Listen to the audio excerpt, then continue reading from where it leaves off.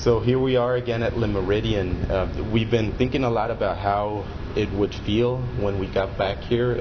Since the last time we were here, there were bullets flying all over the place, and you can see explosions out over the city and can hear it and you can feel it here. Strangely for me, it actually feels even calmer and more safe here than other times I've been here.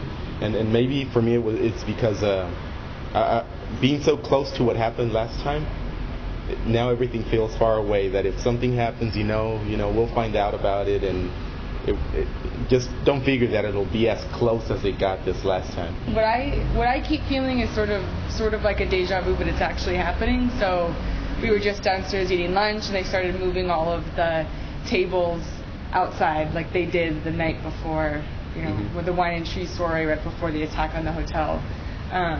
Or that, when we got our key, it was on the 3rd floor. So right down here, it's on the same floor as where the footage of the actual fighting, and when we got attacked was on this floor, and all of the same people. So it seems familiar. As we were flying out on the French military plane that evacuated us, I know that we were already both of us thinking we have to return, which for most people, especially our family, it was a little bit difficult to hear. But one thing that we've kept on saying is how we were leaving the people that we came to see, and the people that we were out here for, trying to help the refugees in worse conditions than they were before our trip. This city was also in worse conditions than when he had left, so it just didn't feel right to be leaving. It felt really good because we were safe. But it's just amazing that after all these years, it keeps on getting worse and worse and worse. I mean, like always, I want to get out of the capital as quickly as possible and get to the east and find out what the effects of the coup and the violence since then has had on the refugee population. This lobby was completely shut up, all the windows broken. Looks very different right now than the way we left it. We could hear all the shooting outside and around here, so bullets were going into the lobby. There was shooting out going from the lobby. Then it got really loud and really close with parts of the wall and I don't know what else falling on us. So yeah, that's where a bullet hit right there, just above us. That's when we were instructed to go into the dining room and then into the kitchen with the rest of the people. So this is the scene right here where we were crawling across the floor to reach the other people. Well, my name is Scott Warren, and I am a senior at Brown University in Providence, Rhode Island. And this is Colin and I. This is our second day in N'Djamena, Chad. I'm Colin. I go to Brown as well. Work with Scott a lot. I'm a year behind him, and got involved in Darfur activism at the beginning of my freshman year at a group at Brown that I really liked a lot, and really got involved in the issue, really invested in it. And at the end of the year, I applied to work for STAND as well with Scott. Last year, I served as the National Student Director of STAND, which is the student division of the Genocide Intervention Network, and the organization that's helped to work and to mobilize thousands of students across the country on Darfur advocacy and anti-genocide activism in general. There are, at this point, I think, over 800 college and high school chapters across the country, thousands of students working on this issue. We even have some chapters internationally. I guess I'm sort of trying to have as few expectations as I can, because I know that there's no way I could have any clue, which says something in itself, and that there's all these people working back in the States, and if you don't know what life is for the refugees that have been displaced for this conflict, that says a little bit about the issue. So I think that's why this IACT is so awesome, is because it kind of should show people a little bit about what this really is, and what you can kind of expect in a refugee camp. I grew up all over the world, and I lived a few years in high school in Nairobi, Kenya, and sort of got interested in Africa through that. And my dad worked in Sudan for a bit, so I got interested in Sudan.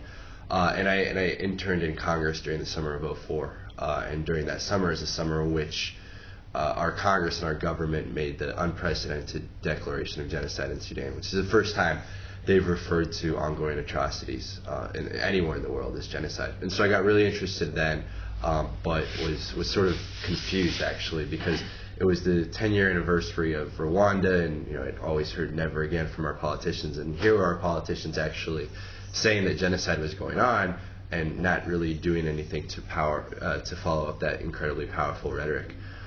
So I sort of thought, well, I could sit here and decry the lack of action, which I think is easy to do, or I could take action, and that's something that I think has been my overlying motivation throughout my Darfur activism, is a belief that we can do more to stop genocide, a belief that we can do more to stop mass atrocities. Unlike Scott, I grew up in a small suburban town in Massachusetts that was very wealthy, lived there my entire life, so much different background from Scott. But when I got to Brown, like I said, I got involved in a group there, and I think one of the reasons actually that I wanted to stick with the issue is because the people that I was working with in this group, and I've seen this, as I continue to work on Darfur issues with the high schoolers that I've worked with, are just so incredibly invested in this issue, that people are so passionate about this, and that so many people are willing to make those sacrifices as college students, as high school students. They're willing to skip parties, skip weekends, put less time into their schoolwork for this issue that's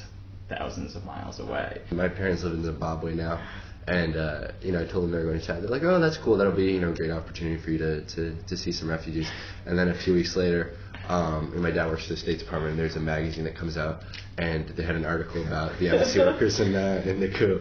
And so my mom gets on the phone and she says, so I'm reading this article. And she's like, you guys aren't spending any time in Jamaica, are you? So here we are.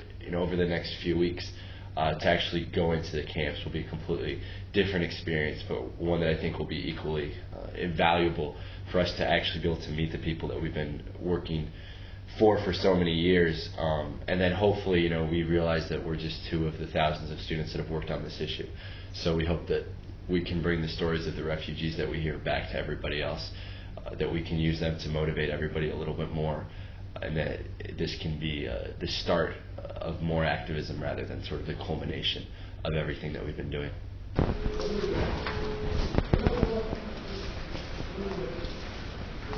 There were bullets holes all over here. Like there's one, all in here. The people that we have met in the camps before are still sitting in the same refugee camps, and I truly believe that when we go out there in 2 days, they're going to say the same thing that they've said, which is, can you just do that last thing to make sure that there's protection enough for us to go home? Because even if the genocide and the violence in Sudan and the entire situation in Sudan wasn't completely peaceful, as long as there was protection, they would return home. They want to rebuild their lives. They want to start doing that. And I think every morning when I wake up and I kind of figure out what I'm going to do with my day, I'm still astonished by the fact that this is still continuing after 5 years in Darfur, but after all of the millions of people that have lost their lives. And if they had protection, they wouldn't be in this situation. Yeah, those two words that you kept repeating are exactly the same words that you hear at any camp you go to from any group you sit down with, and it's protection and home. If they have protection, they'll go home. They're not going to be able to get it on their own. We need to help, and we need to do it now.